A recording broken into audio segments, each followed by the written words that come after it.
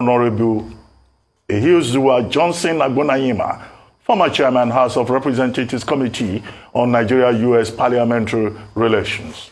Welcome to the morning show. Thank you for joining us.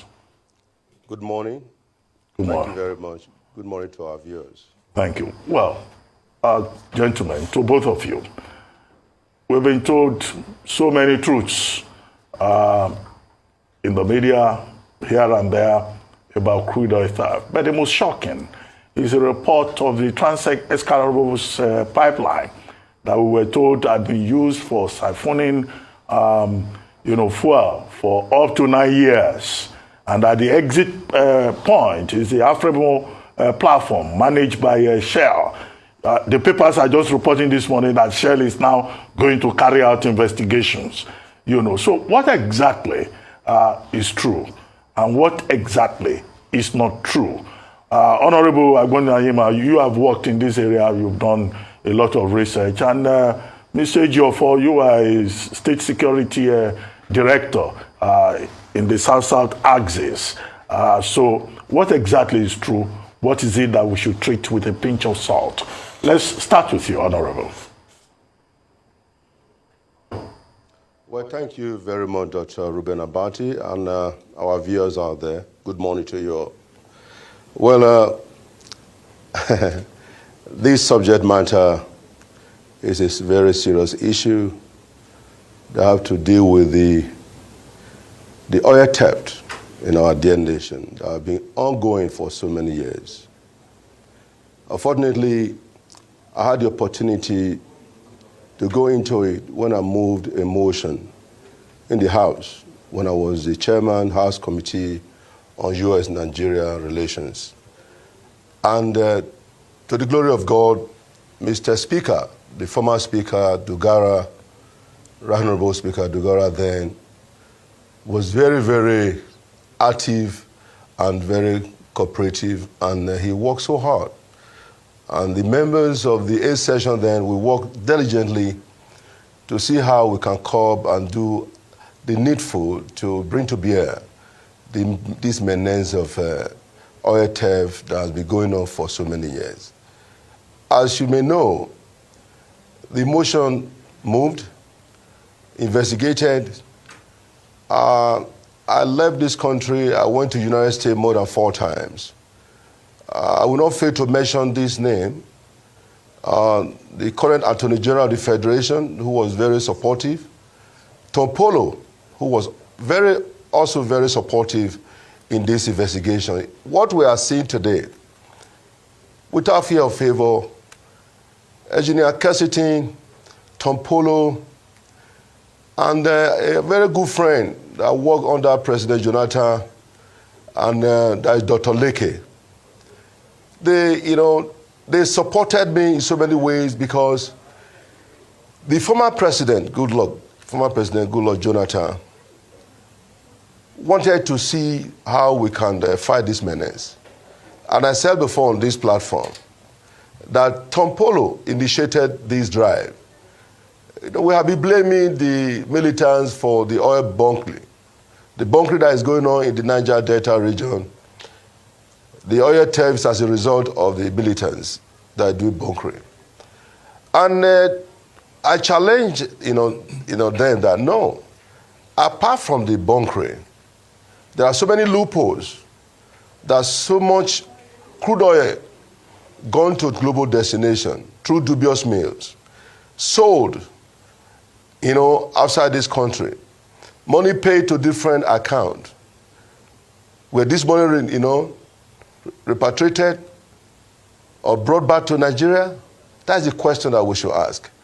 The truth of the matter is that they said the pipe, have been there for 9 years. My question remains, how do they know that it has been there for 9 years? Are you telling me that nobody, no government official were aware before you can bring rig of that magnitude to the high sea and pipe being laid down on the ground for so many years? Nobody can ascertain if it is 9 years, if it is 15 years or 16 years. Anyone that is saying it is 9 years, that means the person must tell us how he was able to identify to know that it's 9 years. Dr. Ruben Abati, my brother and Nigerian people, it is unfortunate. This is a document here. This document was brought to me, sent to me by the company that the former government engaged. And they were paid. The first mobilization was $5 million, that molecular power system, to undergo, to monitor and investigate the crude oil that left this country to global destination. They were to investigate 51 countries, but they were able to undergo to investigate 41. The 41 country investigated, the documents are here. When I was in the house, they sent me a copy, and Dr. Ruben Abati, what is here, what left Nigeria to United States through Port of Houston and Port of Lake Charles? 391 million barrels left this country, undeclared for, through the help of United States Customs, who gave us comprehensive details. Kudos to Molecular Power System and Lumos, who now went further to conduct a terrific and horrific, alarming that you'll be hearing, the outcome of the investigation. It is mind-boggling. Even to India, we have 226 million barrels gone to India. And you will see even Cameroon, Ghana, up to Togo, millions. And there's not enough time to really give details and to show you what left this country. That to the United States alone, over $70 billion gone to voicemail.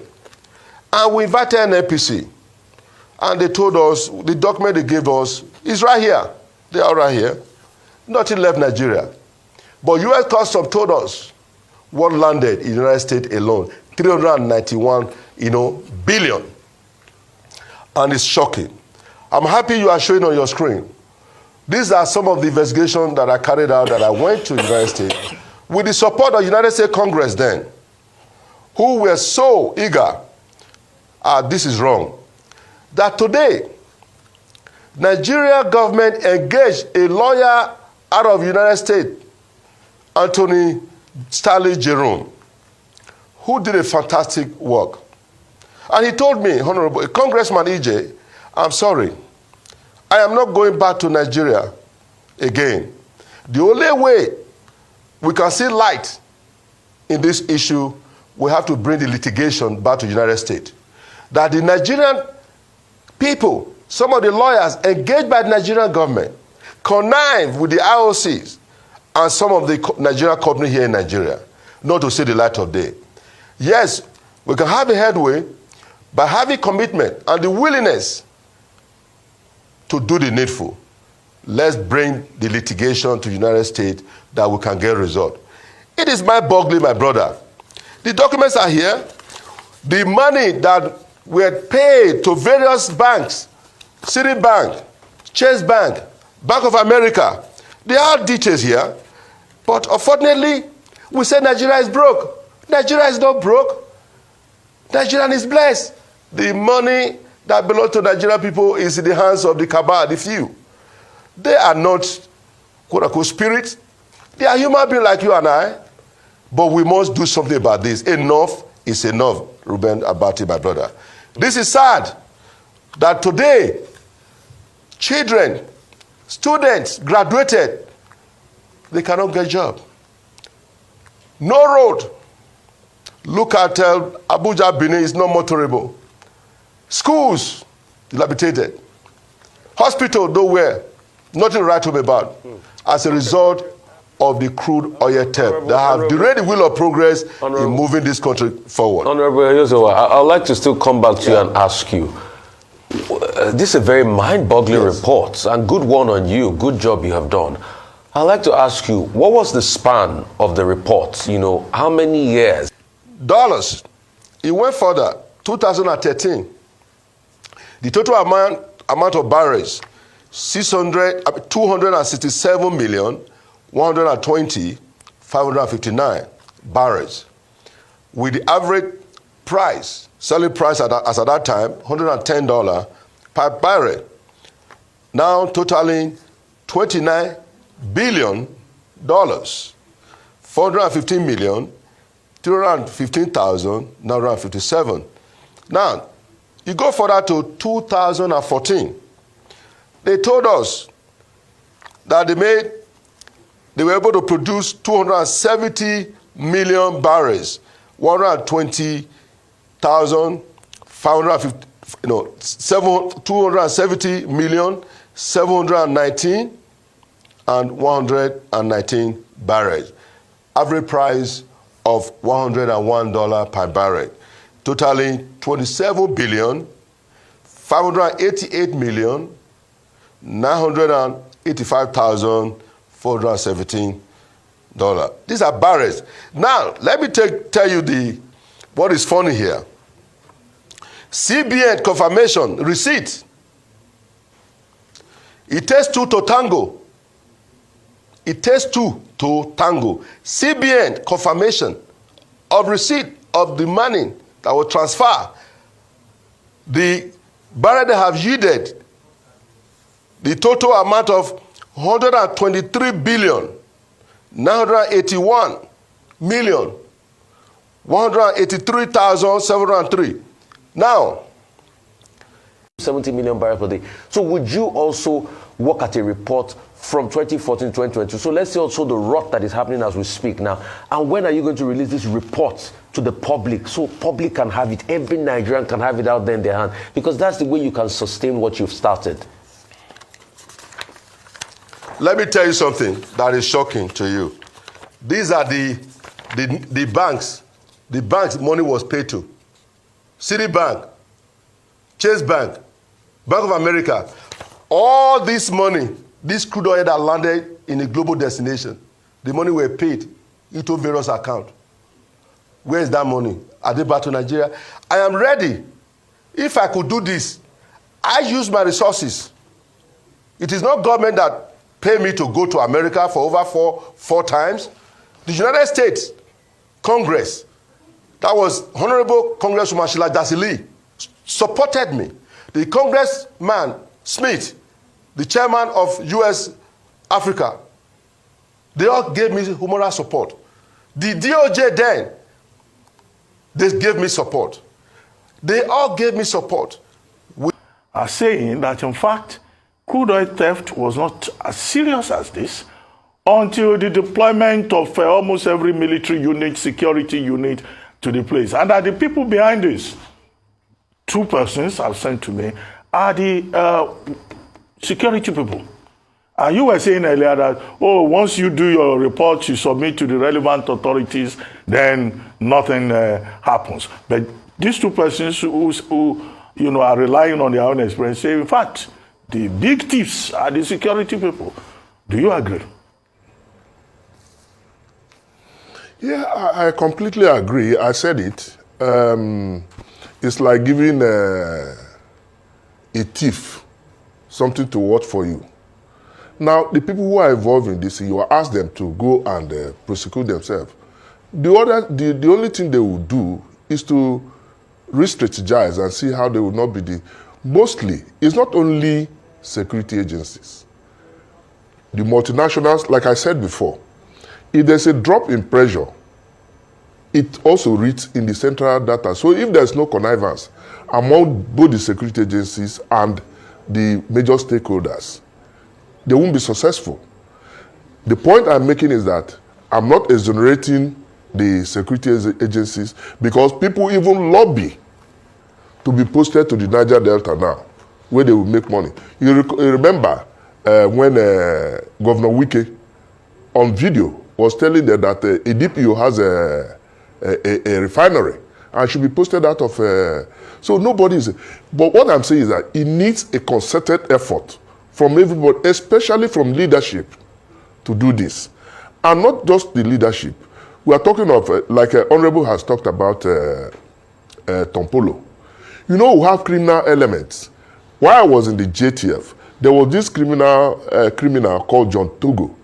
And Tompolo was even assisting to ensure that that guy was arrested. because he was not representing the interests of the people.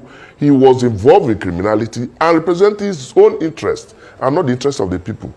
So we must encourage the locals, just like the security outfits that have brought all this into limelight. He should work with the security agencies. They should also be able, though it's going to be difficult, to identify the security officials involved in this. This is at the top. And that's why I repeat that the CDS, having taken the initiative to bring this into halt, should also call all the service chiefs and put eyes on the ground to see that our oil output increases. Because this is barely 80% of our economy is dependent on oil. And if we don't have it to do, so what do we do? The economy is crashing. There's global downturn of economy everywhere. So I think the little we have, we should protect it. And there's no way we can do it without getting these people involved and identifying the people who are patriotic enough to protect our assets. Okay, thank you, Mr. Joe. For very quickly, Honorable Agbon.